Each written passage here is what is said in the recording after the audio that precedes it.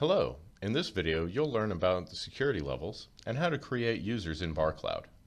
BarCloud customers are able to create as many users as they need without any additional cost. As such, we recommend that each person using the system has their own user account to maintain accountability. There are also several security levels which allow the administrator to limit access to the system based on the user's role. Let's start by logging into BarCloud web interface. First, let's review security levels. We'll navigate to the security levels with the navigation ribbon. Click on the admin drop-down and then choose security level.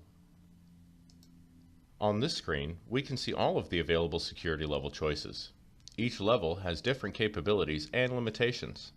Customers in the standard or professional packages can also create their own security levels, but this will be covered in a different video.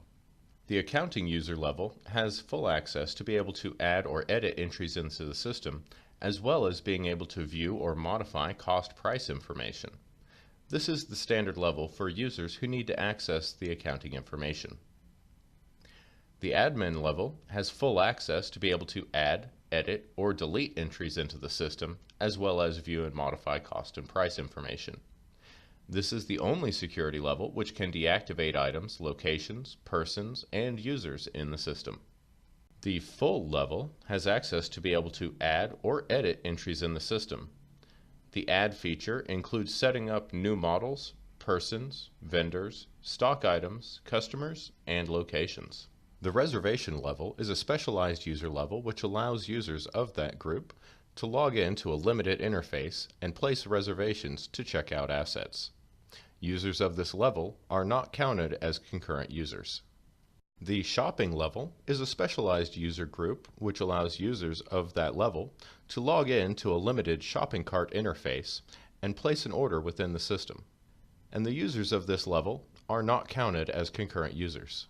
The standard level has access to edit entries in the system.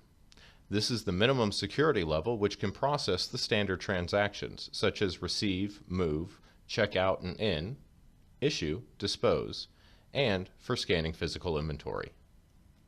The view level only has permissions for viewing the information and running reports in the system. They do not have the ability to add, edit any information, nor can they conduct any transactions. Users of this level are not counted as concurrent users. The view and reserve level combines the permissions of the view and the reservation users. Users in this level are able to log in and make reservations, as well as look at the files and run reports. Users of this level are not counted as concurrent users. Now that we've learned about security levels, let's create a new user. From here on the home screen, we use the navigation ribbon to get to the user areas. Click on the admin drop-down, come down to user settings, and click on users. In this screen, we can see a list of all the current users in the system. To add a new user, we're going to press the Add New button.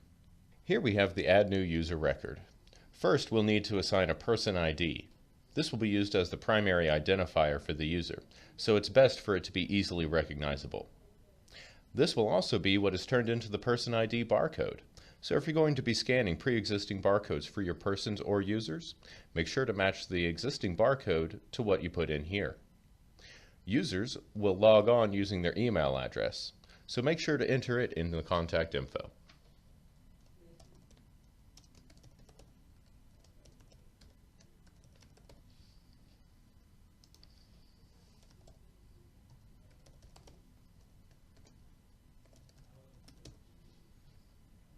Now that we have that information in, we'll click on the box next to User.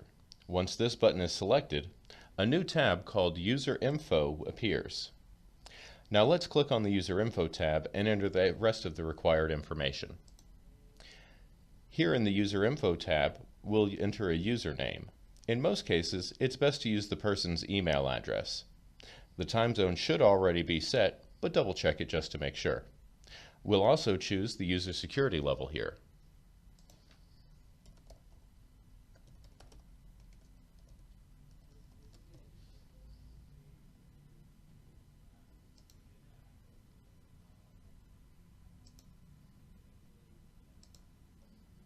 There's a lot more information that can be input here.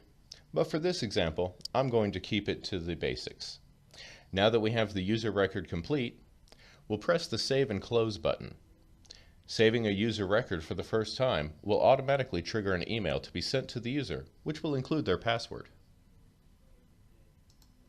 Thank you for taking the time to join me in this video.